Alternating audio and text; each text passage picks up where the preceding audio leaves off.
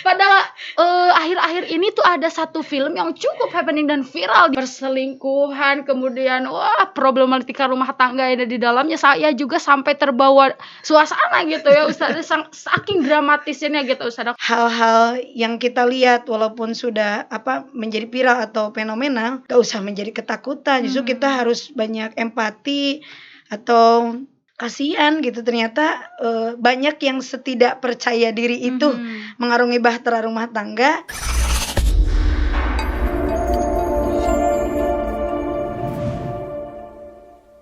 Assalamualaikum warahmatullahi wabarakatuh, Sobat IDTV.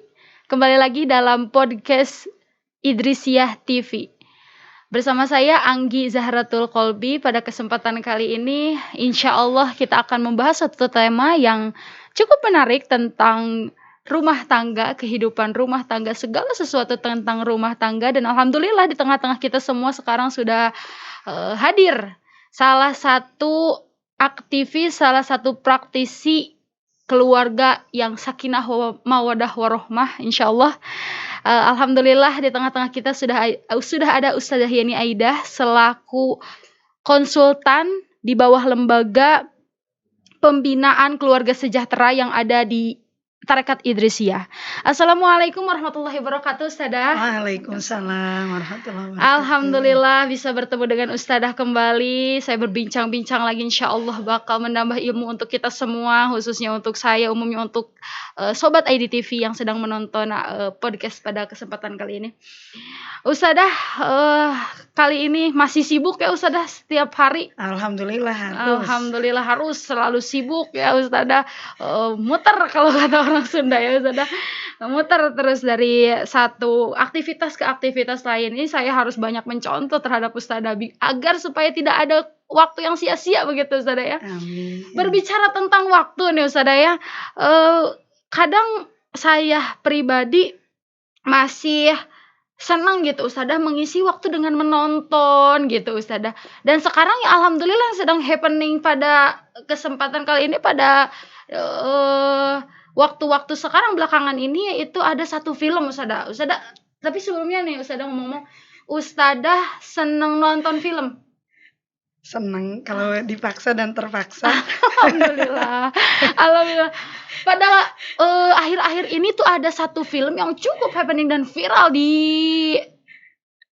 selalu diomongin di mana-mana gitu Ustazah. Nah, film ini tuh nama judul filmnya itu Layangan Putus Ustazah. Update sekali. Iya, Layangan Putus ini salah satu film menceritakan tentang perselingkuhan Ustazah. Nah ini perselingkuhan, kemudian problematika rumah tangga yang ada di dalamnya. Saya juga sampai terbawa suasana gitu ya Ustazah, saking dramatisnya gitu Ustazah. Kadang-kadang saya terbawa suasana satu karakter yang luar biasa gitu ya Ustazah. Film ini menceritakan tentang perselingkuhan gitu Ustazah. Nah, dari film ini saya melihat respon netizen atau respon penontonnya itu sangat-sangat luar biasa. Nah, khususnya yang saya soroti pada kesempatan kali ini yaitu banyak review-review dari para penonton yang malah jadi takut nikah gitu Ustazah. Cowok kayak gini ya takut nikah dan sebagainya gitu Ustazah.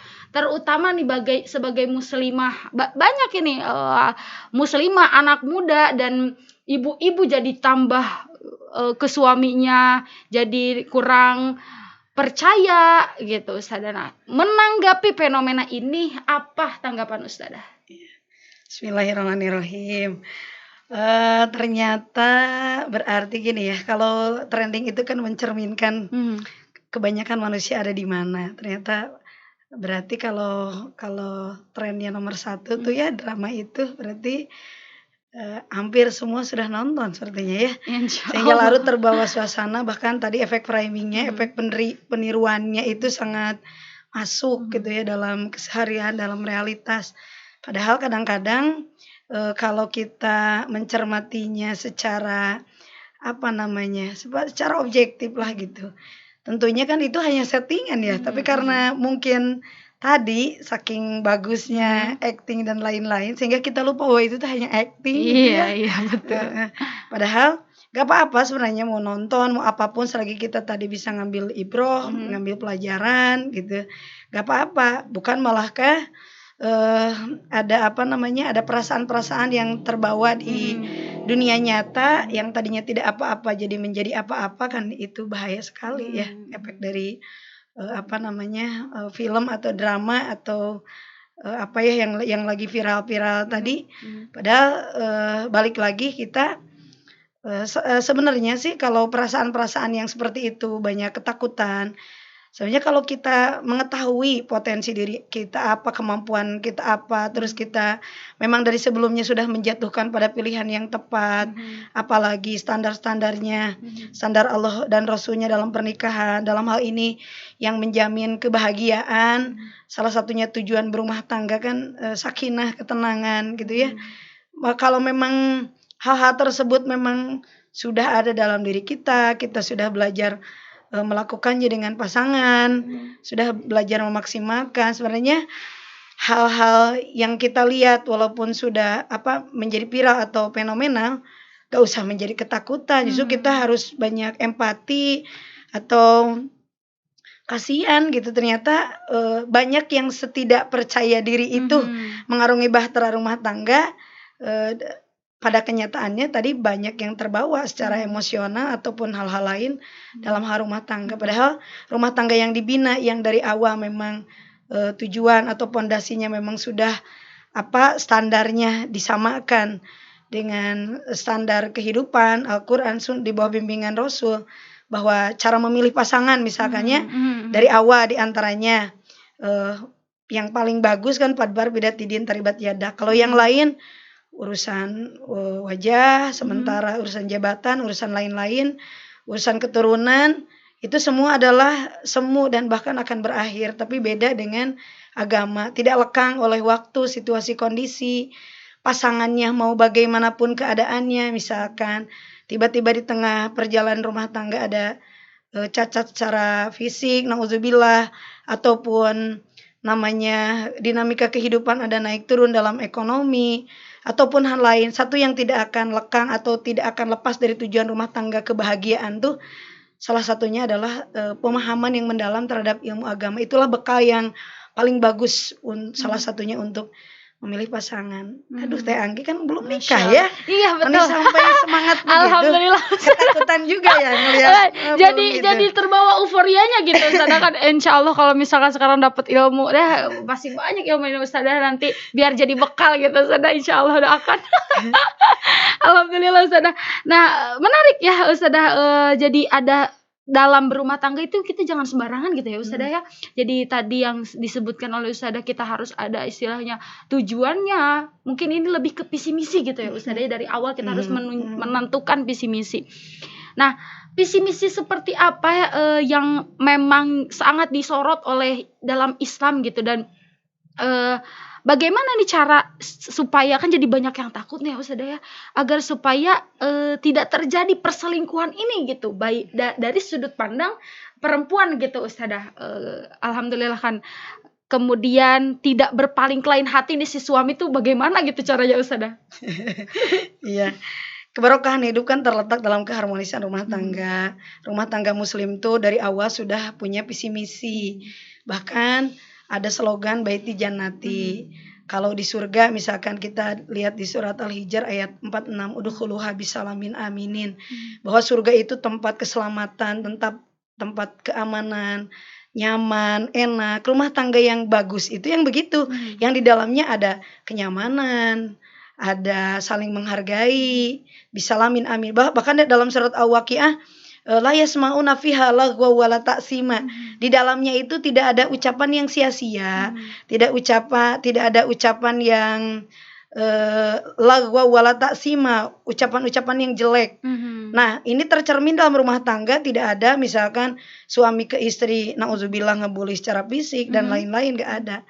Bahkan kalau masalah ketakutan atau masalah kecemburuan, misal kita lihat dari syariat dulu tuh sebenarnya fitrah, sebenarnya rasa takut, rasa yang menimbulkan rasa cemburu berlebihan ke suami. Misalkan Siti Aisyah pun punya cemburu, gitu ya, punya cemburu kepada istri-istri yang lain, salah satunya ke Sophia, ke Sayyidatina Sophia ataupun ke Sayyidatina Khadijah, ataupun misalkan dulu Siti Hajar misalkan ya, dicemburui oleh istri pertamanya Nabi Ibrahim. Siapa namanya? Siti Sarah, Siti Sarah, ya. ya. Nah, itu juga cemburu. Iya. Cemburu itu ada fitrah, tapi ketika cemburu, bahkan Allah Subhanahu wa taala sendiri misalkan dalam hadis riwayat Bukhari mengatakan Allah itu sangat pencemburu. Cemburunya Allah tuh ketika orang beriman melakukan hal-hal yang diharamkan oleh Allah.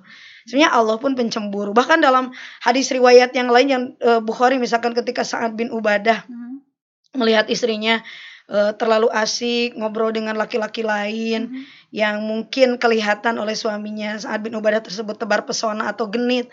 Sa'ad bin Ubadah sampai mengatakan, aku akan potong lehernya dengan pisau yang setajam-tajamnya. Maka sahabat Rasulullah ketika dikabarkan tentang ada kejadian Sa'ad bin Ubadah berkata seperti itu, kata Sa'ad, aku lebih cemburu daripada dia. Allah pun lebih cemburu daripada Sa'ad. Sakingku sebenarnya cemburu itu fitrah, tapi ketika tadi di manage dengan baik, tidak berlebih-lebihan, maka cemburu itu akan bernilai positif. Tapi ketika berlebih-lebihan, ini akan menjadi bahaya. Istri jadi tidak percaya ke suami. Sebenarnya kalau bekal buat Teh Anggi ya, belum nikah Teh Anggi teh? Acan belum.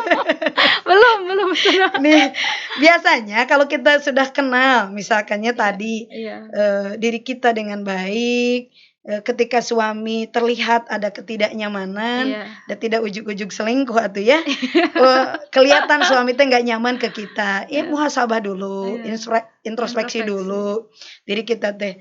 Walaupun misalkan sebaliknya perempuan juga perlu kenyamanan dari suami, katanya perempuan tuh makhluk auditori yang harus dipuji katanya sehari itu 4 kali katanya ya. Tapi jangan dirape I love you atau gitu bisa semingguan ya. Maksudnya menunjukkan bahwa istri itu merasa dihargai, merasa nyaman. Bahkan diperlihatkan oleh Rasulullah ketika dulu Siti Aisyah suaranya sedikit meninggi, kemudian di depan ayahnya sendiri Abu Bakar, Sayyidina Abu Bakar, beliau berkata sangat marah sekali dan berkata kepada anaknya Siti Aisyah yang sudah menjadi istri Rasul, melihat kok istri teh meninggikan suara ke suami gitu. Beliau karena suaminya seorang nabi, beliau mengutip ayat Al-Hujurat, misalkan ayat 2, la tarfa'u aswatakum fauqa sautin nabiyyi. Tapi dan mau menampar Siti Aisyah, kemudian sama Rasul tangan Abu Bakar, Sayyidina Abu Bakar ditahan. Segitunya perlindungan Rasul, walaupun secara lahiriah mungkin suami dalam hal itu terzolimi mungkin ya, tapi karena memaklumi dengan berbagai hal, mungkin melihat emosi istri dan lain-lain, banyaklah kalau dalam berumah tangga tuh intinya asah kepekaan sih. Jadi sebelum terjadi perselingkuhan yang lebih besar, masing-masing pasangan suami istri itu harus peka. Misal dulu Rasul tuh amat sangat peka kepada istrinya. Beliau tahu ketika Sayyidatina Aisyah lagi marah, beliau suka bersumpah mengatasnamakan Ibrahim, demi agama Ibrahim. Kalau lagi Rasul tuh sangat peka seperti itu.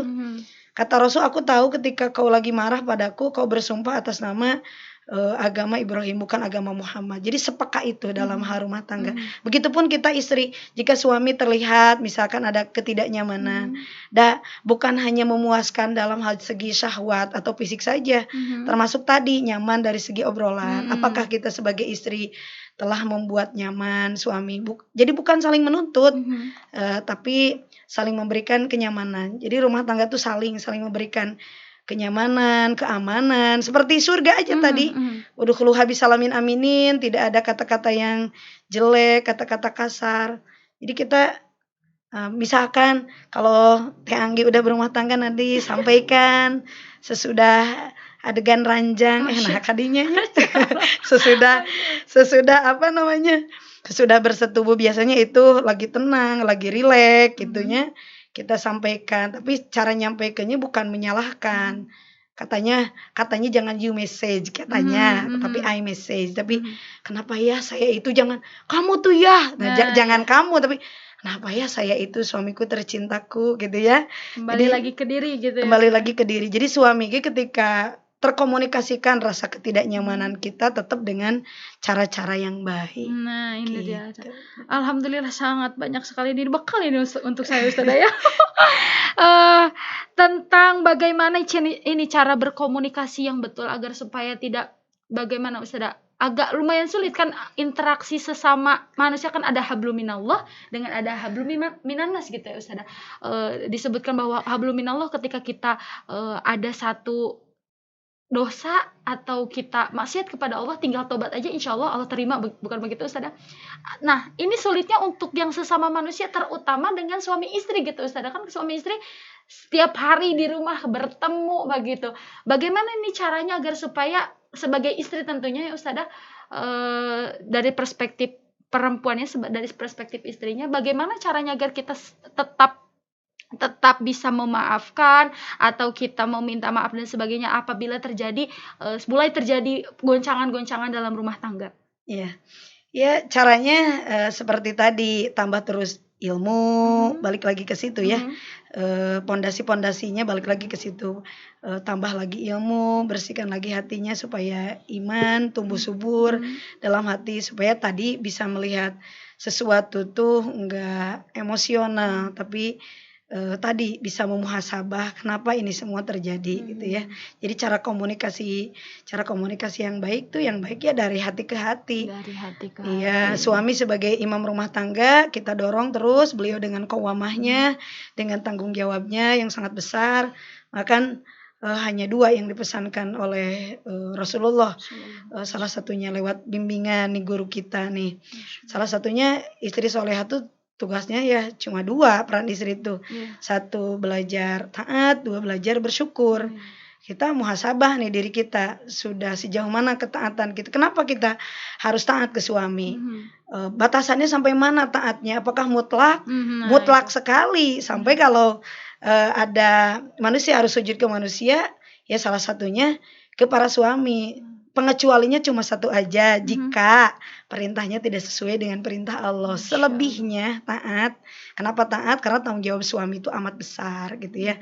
Kemudian rasa syukur kita. Jadi pola komunikasi, misalkan kalau kita belajar jadi wanita beriman, belajar terus meningkatkan diri, yakinkan bahwa suami kita adalah manusia biasa, kita pun manusia, suami punya kelebihan, punya juga dititipkan kekurangan, begitupun kita sama ada kelebihan, ada kekurangan. Jadi masing-masing sama-sama saling fokus terhadap kelebihan.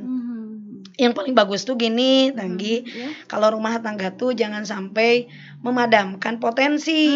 Bagaimana itu Ustazah memadamkan potensi? Nih gini, biasanya ada yang udah rumah tangga tuh sampai sebelum nikah biasanya dia punya potensi yang sangat bagus misalkan. Tapi karena tadi kurang komunikasi atau suaminya kurang menghargai istrinya, kurang mengapresiasi dalam tanda kutip hal-hal yang positif, justru malah tidak tumbuh hal-hal yang baiknya. Kalau Rasulullah dulu justru istri-istrinya tuh makin berkembang. Siti Aisyah misalkan sampai jadi perawi hadis terbanyak keempat. Orang yang cerdas. Begitupun Ummu Masakin terkenal misalkan ya. Zainab binti Jahsy ataupun misalkan Siti Hafsah. Ya, terkenal juga. Jadi beliau tuh jadi ahli ibadahnya. Jadi potensi-potensi istrinya tuh bisa dikembangkan kalau suami yang bagus, yang baik. Begitupun sebaliknya, istri yang solehah, istri yang baik yang jadi peneguh jihad suami itu bisa. Oh, suaminya gini gimana, didukung. Bukan malah tadi karena komunikasi yang jelek, saling mencurigai atau balik lagi konsep bait jannatinya jadi meriweuh gitu ya. Meriweuh itu.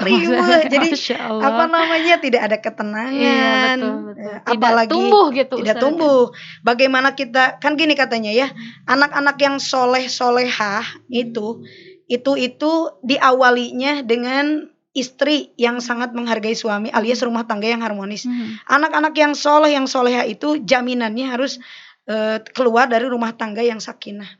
Makanya gimana kita menjadi keteladanan buat anak kalau kitanya sendiri di rumahnya naudzubillah belum tuntas komunikasi kita dengan suami, saling pengertiannya tadi Dah tuh kalau mau sempurna mah Teh Anggi sama malaikat tuh Iya ya betul, berjodohnya ya. sudah betul. Jangan sama Kalau bisa manusia. ya Kalau sama manusia mah ada kelebihan, tidak ada bisa menuntut kekurangan. sempurna gitu ya Nggak Ustazah ya. bisa, Pasti ada aja kekurangan-kekurangan. nggak bisa Dan gitu. ini alhamdulillah ya Ustazah salah satu konsultan di bawah lembaga LPKS ya Ustazah, yang selalu menangani kasus-kasus yang terjadi di perhara-perhara rumah tangga begitu Ustazah.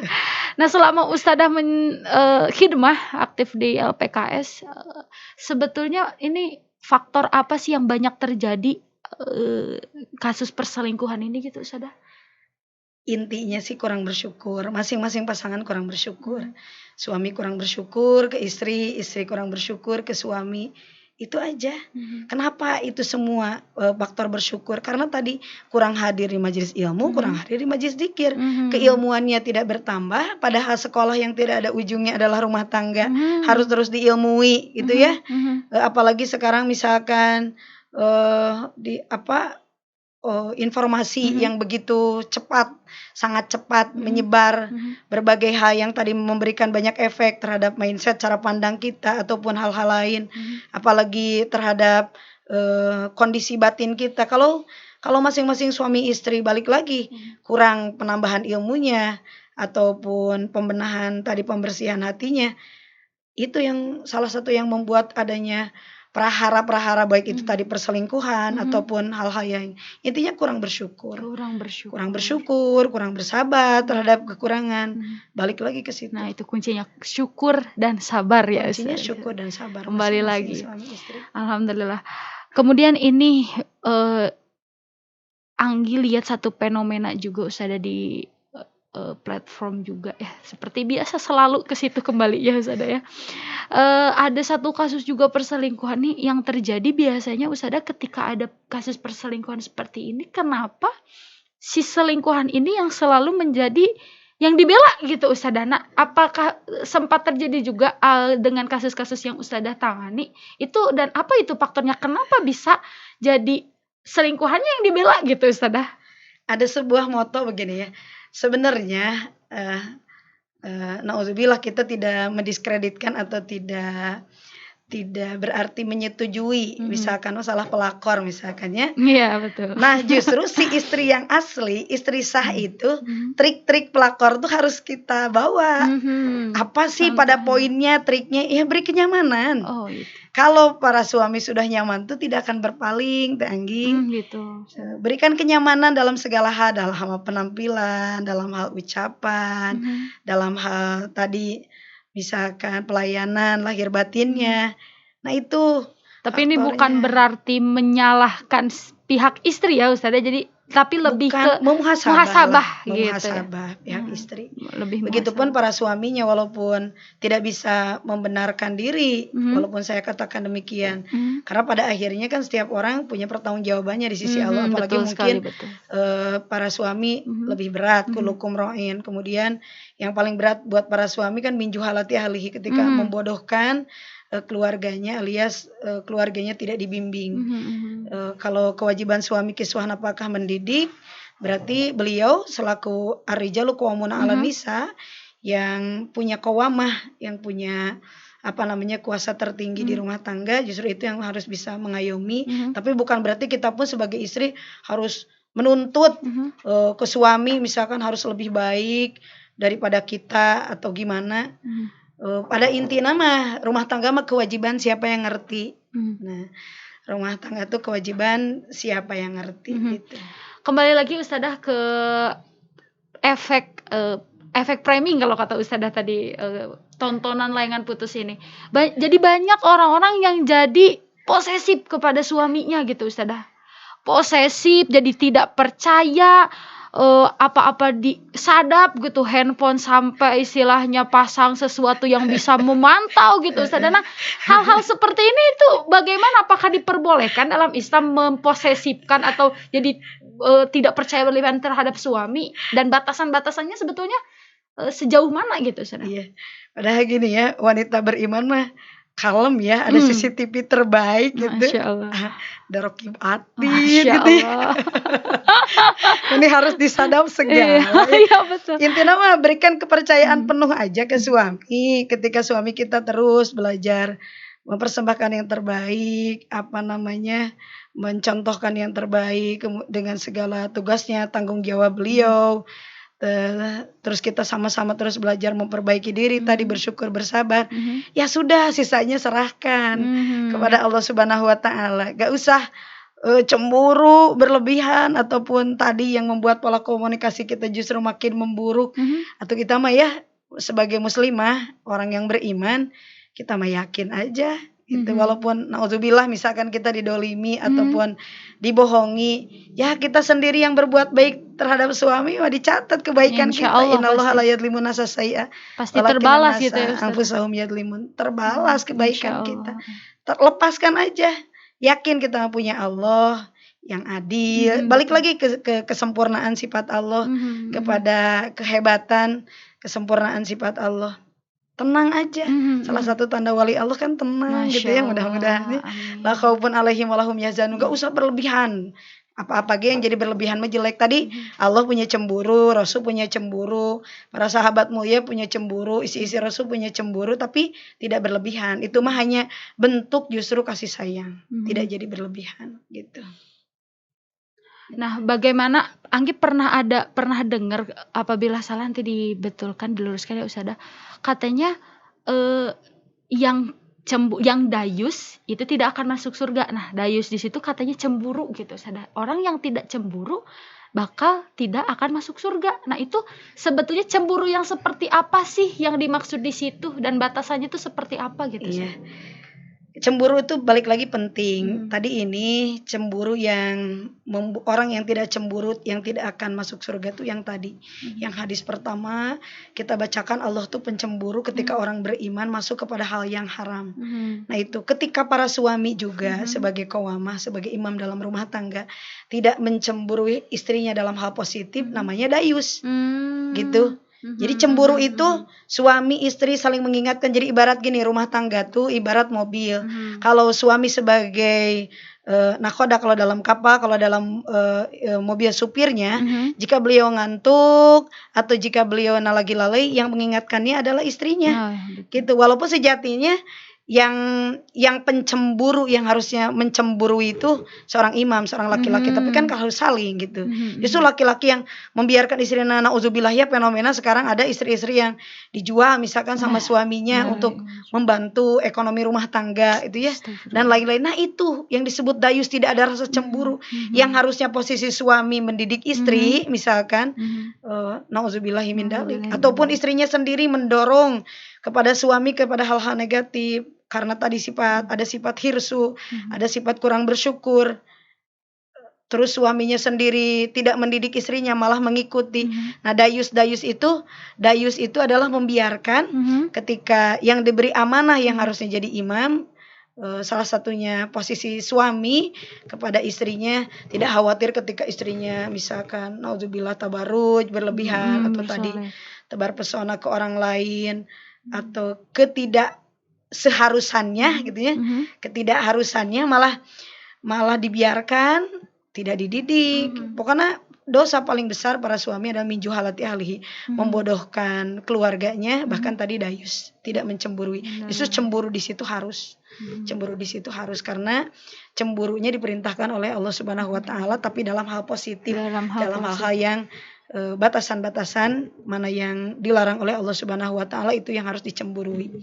Jadi bukan berarti jadi curigaan yang berlebihan gitu ya Ustazah. Jadi cemburunya kan hal-hal yang positif gitu ya Ustazah. Masya Allah. Inilah mencerminkan bahwa ajaran Islam itu sangat sempurna begitu ya Ustazah. Sangat komprehensif sekali. Masya Allah. Alhamdulillah. Seru sekali pembahasan pada kesempatan kali ini. Sebetulnya saya masih ingin banyak bertanya ini Ustazah tentang, tapi nanti saja mungkin ya konsultasi Ustazah.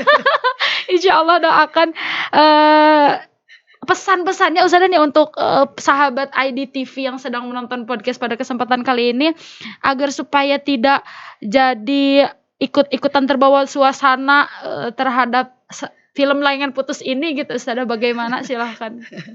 Iya. Kita sebagai orang beriman kan sudah punya panduan, apapun yang terjadi di luar, apalagi ajaran Islam kan sesuai dengan fitrah manusia itu. Maka apapun yang terjadi di luar gak usah terlalu reaktif atau tadi mengikuti tren, mengikuti kebanyakan hal-hal yang negatif bisa kita saring karena tadi kita punya potensi akal dari Allah, punya potensi hati, balik lagi kendali ada di diri kita. Jadi jangan terlalu cemburu yang berlebihan. Kalau cemburunya positif, saling-saling pasangan, intinya cemburu saling mengingatkan di jalan Allah itu sangat baik. Tapi kalau berlebihan, apalagi tadi keluar dari visi rumah tangga yang harusnya membuat ketenangan seperti di surga, sakinah mawaddah warohmah, selamat aman dari ucapan, dari perilaku dan dari lain-lain, malah dengan kecemburuan yang berlebihan tidak kita dapatkan, itu harus kita jauhi. Masya Allah, alhamdulillahirabbil alamin. Terima kasih Ustadzah, terima kasih atas ilmunya. Sebelumnya Ustadzah, terima kasih sudah datang ke studio kami Idrisiyah TV di podcast pada kesempatan kali ini membahas sesuatu yang sedang viral gitu ya Ustadzah. Silakan diminum dulu Ustadzah airnya ya. Alhamdulillah. Terima kasih Sobat IDTV yang sudah menonton podcast pada kesempatan kali ini. Dan satu hal yang tadi saya garis bawahi yaitu bahwa rumah tangga adalah sekolah seumur hidup. Jadi harus tetap belajar selama-lamanya dan sampai maut memisahkan. Kemudian manage hati, kemudian tetap cemburu harus tapi tidak boleh berlebihan. Terima kasih. Wassalamualaikum warahmatullahi wabarakatuh.